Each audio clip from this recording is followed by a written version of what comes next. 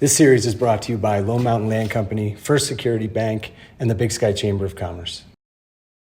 Hi, everybody. I'm Joe O'Connor, Editor-in-Chief with Explore Big Sky newspaper. This is the Big Sky virtual town hall.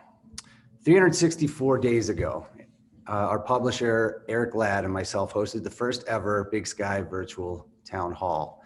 This last year has been many things for all of us. Terrifying, confusing, angering, sad. But in Big Sky, it's also been encouraging and hopeful. We've witnessed a community's resilience. On March 30th, 2020, at our first town hall, Eric Ladd said, "Communication is key in life, especially during times of stress and uncertainty. Our job in the media is to inform the community on important issues, ask thoughtful questions, work with the community resources available to us, and encourage our readers, family, and friends to look to the future." Well, here we are, about a year later. Today I'm here with Kevin Germain and Danny Bierschwale with the Big Sky Resort Area District, both of whom joined us on the Big Sky Town Hall about the same time last year. Gentlemen, thanks for joining us today. Thanks, Joe. Thanks for having us. Sure thing. First off, Kevin, rewind March 2020. What was going through your mind at this time last year? It's a great question, Joe. It's been just the craziest roller coaster of a year, I think, for everybody. It's been a series of ups and downs. And what was going through my mind at this time last year was, oh my goodness, how do we respond to this overwhelming pandemic that's coming at us? And the first thing that Danny and I did was started reaching out to others in this community and trying to, the power of the collective, the power of the community. And so it was constant paying attention to the news. It was changing every moment. And I really do want to give you guys a huge shout out, at Explore Big Sky. You and Eric, news was key. People were glued to it, and you guys really stepped up and responded. But it was just, things were changing so quick, the information that was coming in. So it was very important. I was glued to it, just trying to figure out what were the next steps. And a decision I made 20 minutes ago seemed like it was outdated and I needed to update it. And so it was just a lot of outreach, a lot of dialogue, and just very thankful for everybody that really pitched in and really got things done. Yeah, for sure. It was really interesting on our end too, just, having, recognizing how quickly the news cycle was accelerating in an already sort of mind-blowing speed that it was at. So, Danny, how far have we come as a community in the past year? Boy, I think we've come a long way from the unknown of the early days of the pandemic. And looking back a year, I think those unknowns were a cause for concern for all of us. It's what we came together to attempt to overcome as best we could as a community. And as kind of looking a year back now at this point compared to last year, boy, there's a light at the end of the tunnel, and shots are going into arms. We're seeing our caseload here in Big Sky and also throughout the state of Montana continue to drop. I'd say there's definitely an aura of hope about the community right now as we're beginning to turn a corner, I think, here. Yeah, well, it's exciting to see, not all signs, can't get ahead of ourselves, but so many signs are pointing to such a positive direction that you're heading as a country, as counties, as a community in Big Sky. I want to get to vaccines and this light at the end of the tunnel, but I want to rewind a little bit and first talk about surveillance testing. Big Sky Relief has played a key role in Big Sky over the past 12 months. Critical. There's no two ways about it. Kevin, can you first tell us what Big Sky Relief is briefly, and how the Big Sky Resort Area District works with this group? Yeah, absolutely. So, Big Sky Relief is really a collaboration of the public sector and Danny and I representing the resort tax, as well as our wonderful team at the resort tax and our great board. Everybody's really pitched in. Then we have the private sector, the big businesses and the small businesses, and then the third leg of that stool is philanthropy from the Yellowstone Club Community Foundation, the Moonlight Community Foundation, as well as the Spanish Peaks Foundation. That's really the three legs of the stool: public, private, and philanthropy. And it's been this, in the spirit of Big Sky, better together, people really working and everybody pitching in. So that's kind of the overview. You mentioned rewinding the vaccine. I wouldn't mind even rewinding the testing. I'll rewind even a little bit further. The first thing Big Sky Relief did, and probably one of the things I'm most proud about, is I think was it March 14th, Danny, that we had a call on a Saturday, and by 1 week later, we had raised $2 million between that group. And it was just incredible that in 1 week's time that amount of money could be pledged to the effort. And the reason why I say I want to rewind to pre-surveillance testing, that was trying to get our hospital propped up to deal with this what we saw as a tsunami of cases coming to our community. And so the first thing we were concerned about, number one, was the safety and health, and how can we get our hospital prepared for what was coming. The second thing that those dollars were pledged to was the social fallout that we saw coming. It was, Joe, when you asked how I felt a year ago at this time, keep in mind that, the Great Recession is still fresh in my mind, and I saw what happened to this community. And so I was really concerned about the economics and how that was going to plague our community. And that's why, the other focus of Big Sky Relief was really the social fallout, making sure the food bank was propped up, make sure that people that were laid off were going to get some support. And it was awesome just to see the power of partnership in this community. Sure thing. Yeah, no, that was amazing. That fundraising effort, was so critical. And in these types of situations, you feel sort of at the brink of chaos. And at this time last year, we were very unsure about what to do or how we should move forward, where to place attention. You mentioned, the fundraising effort, and I was just curious how you guys decided on a path. It seemed like you're looking at this and there are 20 directions you can go.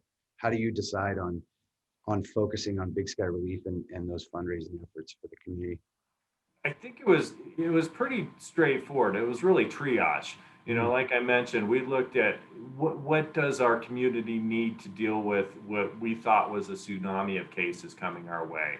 And so at that time, it was all about ventilators, right? And so and ventilators and analyzers. We knew just based on the news, we needed to make sure we had a sufficient supply of ventilators. We also knew that we had a hospital here in Big Sky that had 4 unfinished rooms. And so it was capacity. So to me, it was pretty straightforward. We saw where the needs were, and that's where we focused. That was the first dollars and the first thoughts, is how do we get our hospital system propped up? And then secondly, as I mentioned, just realizing the social needs of this community. It was pretty, thankfully, I looked a year in arrears. We've done well economically. But boy, there was a couple months there where it was really scary, and just realized that, I think the judge of a community is how you treat the lowest common denominator, and just making sure those that needed help and had a social network in place. And there was no arguments about the group we were working with, from the private sector to the public to the philanthropy. Everybody was in agreement on where we needed to put those dollars to work. Sure thing. Yeah, what an incredible effort. Coming out of that, one, among a number of notable occurrences, one of the biggest things that come in 2020 was the introduction of surveillance or asymptomatic testing in Big Sky, and this was free to the community. Danny, tell me a little about how Big Sky Relief and the leaders in this community first identified this as a key element to health and safety in Big Sky. Yeah. Joe, early on in our understanding, and as we were all trying to figure out, what path we were going to chart forward with the pandemic, two things became fairly evident that were opportunities. And, we were going into a summer season, an unknown summer season, and our organization really prepared for, we did a fairly extensive scenario planning process of mapping out what our financial future is going to be so that we can support this triage mode, if you will, with Big Sky Relief and the efforts that were underway. And there were kind of two core areas that we knew for health and safety and for keeping our community open, especially as we move into the winter season, that were going to be critically important. Wearing masks was something this community got behind. I still think as I travel throughout the state of Montana, Big Sky has more mask use than almost any community throughout Montana. And I think that's something to be proud of and as a testament to the community coming together to really fight this thing and do what they could do individually. So that was one key component. And that's why one of our pretty big grants in partnership with the chamber to get a couple 100,000 masks out to businesses. Anyone who wanted a mask, they were available. Amazing. The second key component, and we knew was going to be a tool in our toolkit to help mitigate the impacts, was going to be pulling out, as we began to learn more about the virus and the fact that the virus is transmitted through droplets in the air.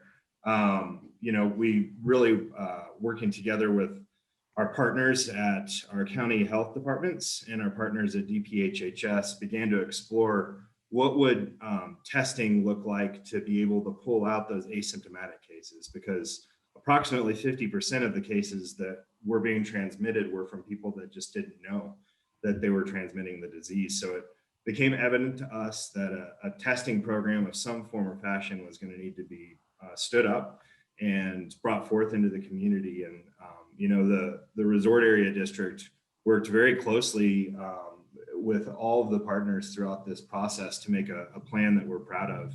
We've done with all the collective partnerships in the community, 42,000 tests to date at the time of this recording, which is a pretty amazing number, and pulled out 800 asymptomatic cases of COVID-19.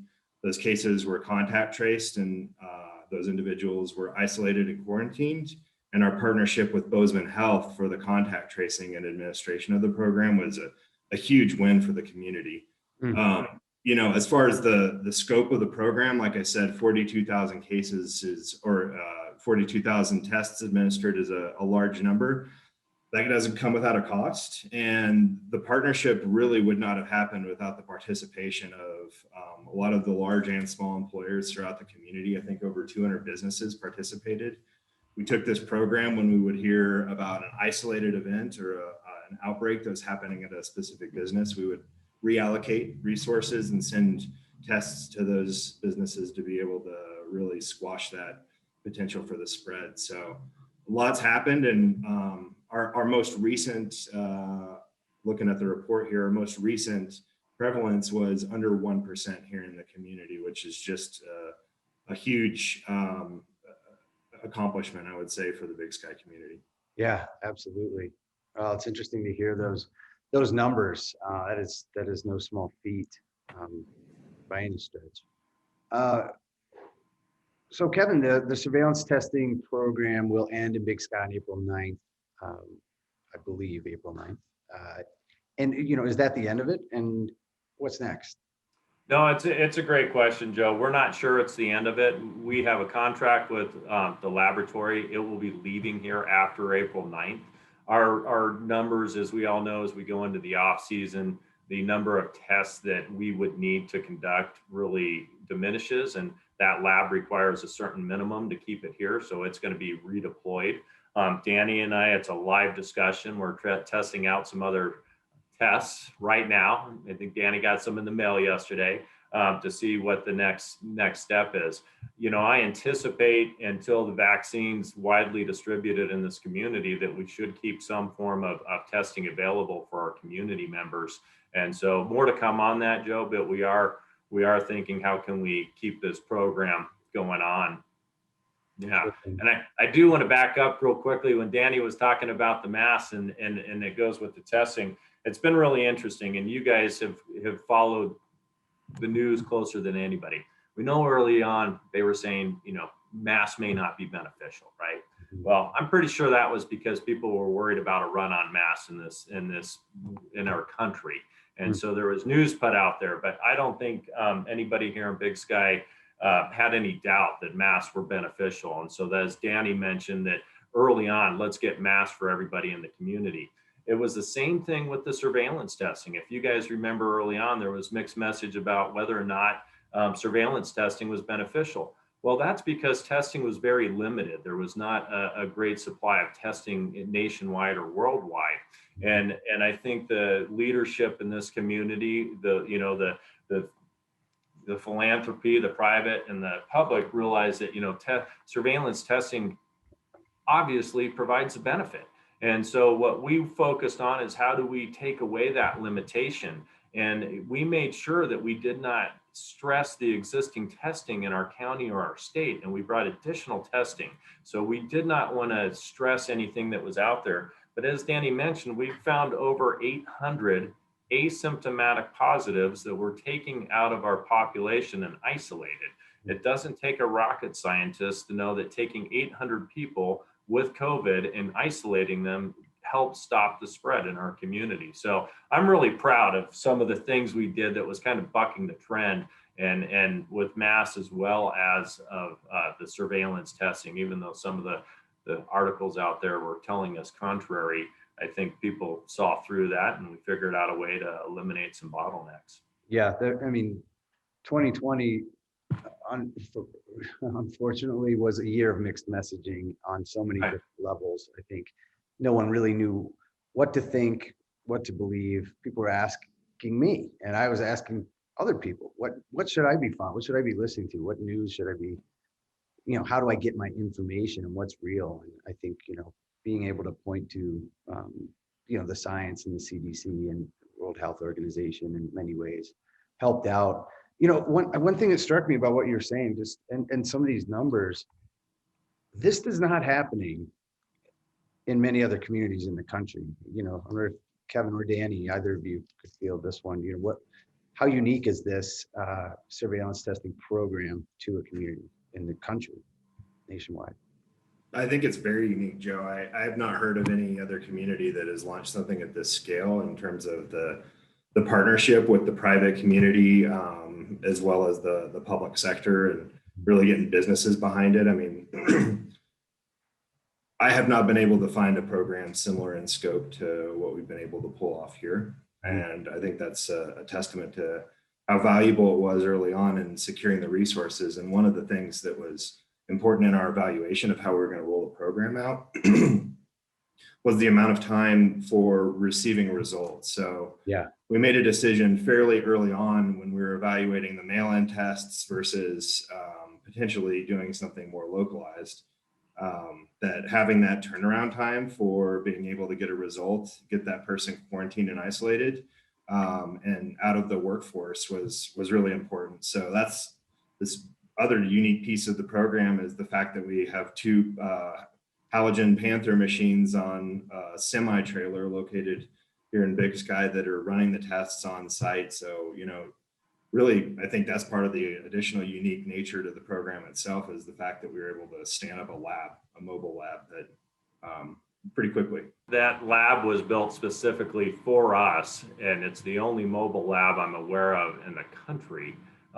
Just shows that we didn't take testing away from anybody. We created it through this partnership with Let's Get Checked. And I do want to back up on the surveillance testing. You guys covered this really well, Joe, but one of the reasons why it became community-wide were the efforts that Cross Harbor put into it with their businesses early on, starting in July.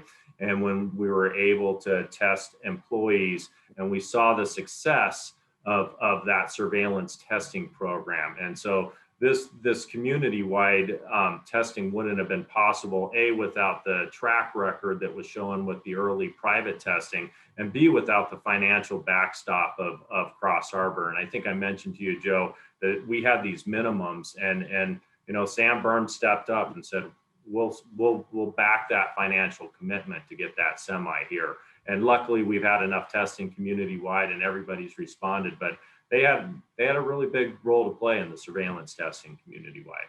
Sure thing. Absolutely. And, they're a key component to this as well. That early, you're talking about, the July testing, that didn't roll out the way that everyone hoped. And it seems to me that now with the processing capability sort of on site, that's changed the game. Yeah, there was, when you say that didn't roll out the way everyone hoped, I think there was a little clunkiness in the first few weeks and where test results were going, were they getting to the state, were they getting down to the county. We actually worked through that pretty quickly. And I think the one thing that we saw is, both with the early on private testing as well as the community-wide testing we've been doing since November, we didn't want to burden our county health department. Really, hats off to Matt Kelly and his team and Melissa Brummel and their team. They have done an amazing job navigating the pandemic for our counties. And Danny and I and the others working on this, really, we were very thoughtful. We did not want to burden those teams. They had bigger issues looking at a larger area than what we were focused on. And so with the private testing as well as our community-wide testing, we brought on paid contact tracers. That's a real stress on those health departments. So we made sure that we had contact tracers that were handling our positives and the contacts. So it wasn't just the testing that we made sure we weren't taken away from. We took away the contact tracing portion of that from the counties as well, which I think is a real critical component. And so, while there was a little bit of clunkiness the first couple of weeks, at the end of the day, that was an amazingly successful program, both with finding asymptomatic folks, working through the contact tracing and the reporting quirks. That really set us up for a very successful winter testing program. We got through all that. And I think we even had a little clunkiness when we started the winter for the first week, but then things just got in a rhythm. Yeah. I want to shift, thanks for that, Kevin. I want to shift gears a little bit here. Danny, as we know, Big Sky straddles Gallatin and Madison counties. What has that meant for vaccine distribution in Big Sky, and how do you see that going forward? Yeah, the partners, the resort area district and partners from the Big Sky Relief Group engaged kind of both of the counties fairly early into the vaccination phases, and working together tried to develop a plan to be able to actually have people vaccinated here in Big Sky if that's a possible option. What we were hearing from folks throughout the county is that the drive to Bozeman and or Ennis is a long way for folks, especially folks that are in that 1B bracket. So working with Bozeman Health and Madison Valley Medical Center, we were able to kind of find a solution for bringing the resources to the Big Sky community. So there's been clinics that have been hosted in partnership with Big Sky Resort and the fire district, and really pulling a team together to be able to support the Madison Valley Clinic up at Big Sky Resort. And then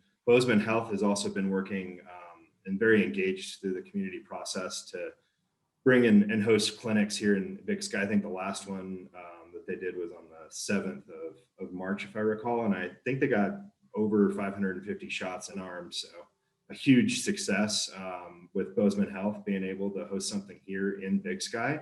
And working through the partnerships with both of these groups, we're going to continue to just communicate to the community what opportunities exist when they become available. There's a lot out there and it's confusing. So Big Sky Relief was trying to assist in helping people understand how they can get vaccinated. Yeah, that's amazing.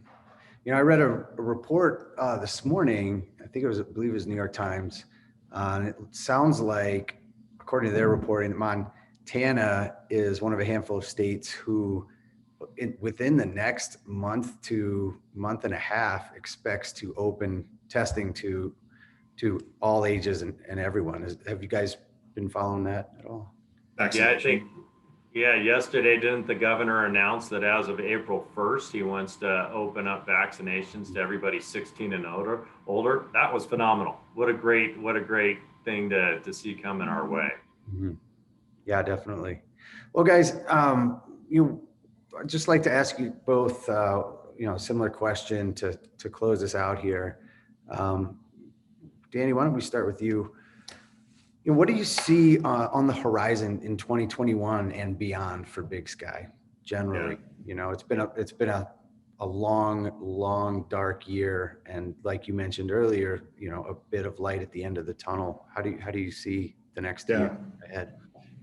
For our organization, pre-COVID, we were coming out of some pretty big planning processes and really working towards being extremely strategic in how our investments are made here within the community. And we shifted out of kind of big picture mode into triage mode here in the community when COVID hit. It was bar none our number one priority is to pivot and adapt to meet the needs of the community. As we begin to move out of COVID, I do think we're going to begin to see ourselves shift back into that strategic level and really working towards addressing the outcomes in our strategic plan, and truly begin to modify our processes towards making more strategic investments using the public tax dollars through the resort tax. Mm-hmm. Yeah, thanks, Danny, for that. That's a good answer. Kevin, let me shift it just a little bit. What do you take away from the past year, and how are you applying that either in your own life or through the work that you're doing in the community to a year and ahead from now? Joe, I think that all I could think of is gratitude. And, that's what I really think of the last year as I feel very blessed and I feel very thankful for, being part of this community. And I realize even in the depths of what we went through, we have it so good here. And we live in this amazing place. I was able to walk outside and get fresh air at any moment of any day in the depths of this pandemic. We have amazing people here. This community it's awesome. People just really, when they see a neighbor in need, they pitch in. And I think it has not been exemplified. The best example is how we responded to this pandemic.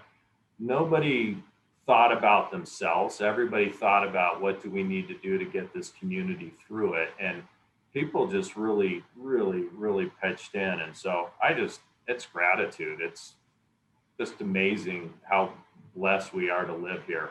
And it's an awesome community. And I think I've taught it every day how special a place this Big Sky is. It really is. And, we're lucky to have the work that you guys have done. I feel lucky to have had these conversations with you all in the community. And, it means a lot to us at EBS. It means a ton to the community, and really appreciate, the work you guys are doing, the work you've done over the past year, and the time today as well. Well, Joe, a huge thanks to the Explore Big Sky team. You guys have kept this community in the loop. And as I mentioned at the beginning, that information was so key to getting out to people. And you guys stepped up. You pivoted and really, it was awesome to see. News was key, and you guys really responded. So thanks for what you guys do for our community. I really appreciate that. Thank you both for your time. Everybody, my name is Joe O'Connor. I'm editor-in-chief for Explore Big Sky newspaper on behalf of EBS and Outlaw Partners. Thanks to Kevin Germain and Danny Bierschwale with the Big Sky Resort Area District. Guys, really appreciate your time today. Catch up with you soon. Great. Thanks, Joe. Take care. This series is brought to you by Lone Mountain Land Company, First Security Bank, and the Big Sky Chamber of Commerce.